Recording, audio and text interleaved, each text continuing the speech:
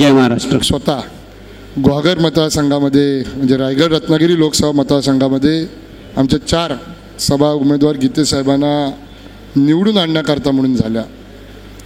त्यानंतर आत्ता नुकताच एक मशाल रॅली, खूप चांगल्या पद्धतीची ताकदीची अशी मशाल रॅली बाजारपेठेतनं सर्व लोकांना मशाल चिन्ह हे घरोघरी पोचवण्याकरता म्हणून त्या ठिकाणी झाली. आणि तिथून आता इथे आपण खेर्डीमध्ये आलो आहे. या प्रचारामध्ये सगळीकडे सभा चालू आहेत, प्रत्येक पक्षाच्या चालू आहेत. जे जे कोणी उमेदवार आहेत त्यांच्या सगळ्यांच्या सभा चालू आहेत. कोण छोट्या सभा घेत आहे, कोण मोठ्या सभा घेत आहे, कोण छोटे नेते येत आहेत, कोण मोठे नेते येत आहेत.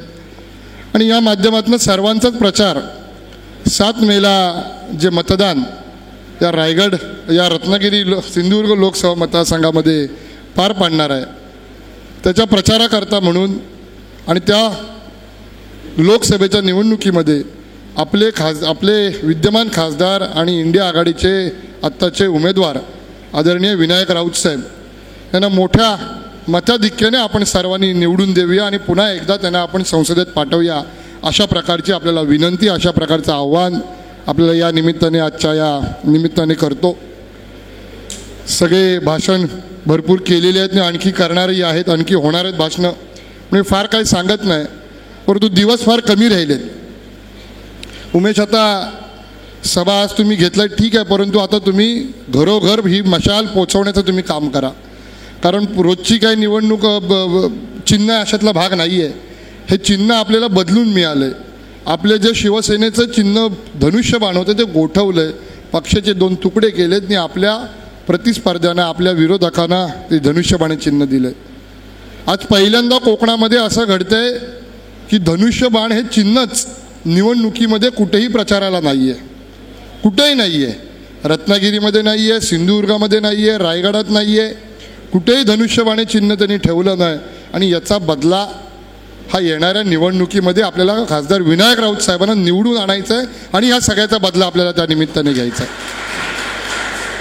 कारण कोकण म्हणजे शिवसेना, कोकण म्हणजे ठाकरे परिवार, कोकण म्हणजे या ठिकाणी ठाकरे परिवाराशी असलेलं घट्ट नातं, या सगळ्याचं जे बघता कोकणामध्येच आपलं मूळचं चिन्ह नाही, त्याचा राग हा आपल्याला मतदानातनं त्या ठिकाणी व्यक्त करायचा आहे.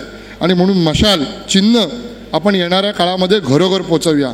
फार कमी दिवस राहिलेत, दिवस फार कमी राहिलेत. सोशल मीडियाचा जरी जमाना असला तरी आता आमच्याकडे जो काही अपप्रचार चालू आहे तोच थोडक्यात तुम्हाला सांगतो.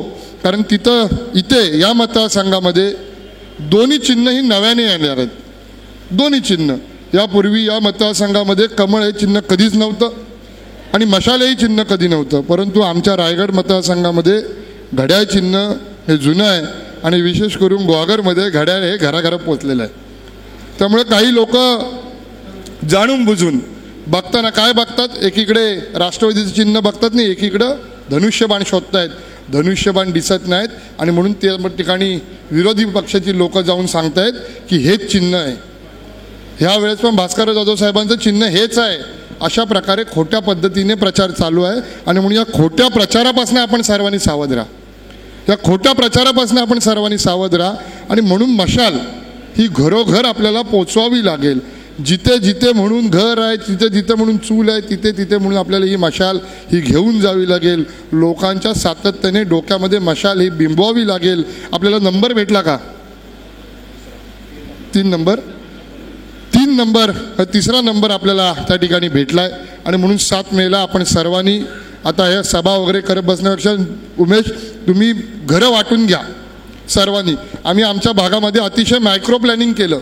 1 वर्षापूर्वी आम्ही जेव्हा पक्ष फुटला तेव्हा अशाच प्रकारची आम्ही बैठक घेतली आणि कुठल्या मतदान केंद्रावरती आम्हाला किती मतं भेटली, कुठल्या मतदान केंद्रावरती आम्ही मागे पडलो, कुठल्या मतदान केंद्रावरती आम्ही पुढे गेलो, कुठल्या मतदान केंद्रावरती 50-60 मतं बाहेर गेलेत, ती पण आपल्याकडे कशी घ्यायची याचं आम्ही एक प्लॅनिंग केलं. आम्ही खूप चांगल्या पद्धतीचं त्याचं प्लॅनिंग केलं. आणि त्याचा फायदा आम्हाला असा झाला, जेव्हा आम्ही 1.5 महिन्यापूर्वी जेव्हा आणखीन एक तशाच प्रकारची बैठक घेतली तेव्हा लक्षात आलं की आपण पहिल्यापेक्षा आणखी वाढलो आहे, पहिल्यापेक्षा आणखी वाढलो आहे. आणि आता आणखी वाढायची आपल्याला कुठे संधी आहे याचा पुन्हा आम्ही अभ्यास केला आणि त्या माध्यमातून आम्ही प्रचार करतोय. आणि म्हणून तुम्ही पण घरोघर हे प्रचार फेऱ्या काढून तुम्ही घरं वाटून घ्या. कोणाला तरी जबाबदारी द्या. ह्या 4 वाड्या उमेश तू बघशील, ह्या 4 वाड्या आणखी कोण ओमकार आमचा बघेल, आणखी 4 वाड्या कोणी विराज बघेल, आणखी 4 वाड्या कोण इकडे आणखी कोणतरी बघेल. अशा प्रकारचे प्लॅनिंग करा. नाही तर सभा तुम्ही घेत बसाल, सभेतनं भाषणं होतील आणि मात्र विरोधक घराघरापर्यंत पोहोचतील. त्यामुळे सावध राहा. 7 मेला आपण सर्वांनी विनायक राऊत साहेबांच्या नावासमोर मशाल चिन्ह असेल, त्यांचं नाव हे 3 नंबरला असेल, त्या 3 नंबरच्या मशाल चिन्हाच्या समोर आपलं बटन दाबून विनायक राऊत साहेबांना प्रचंड बहुमताने आपण विजयी करूया, अशा प्रकारचं आवाहन करतो. आपल्या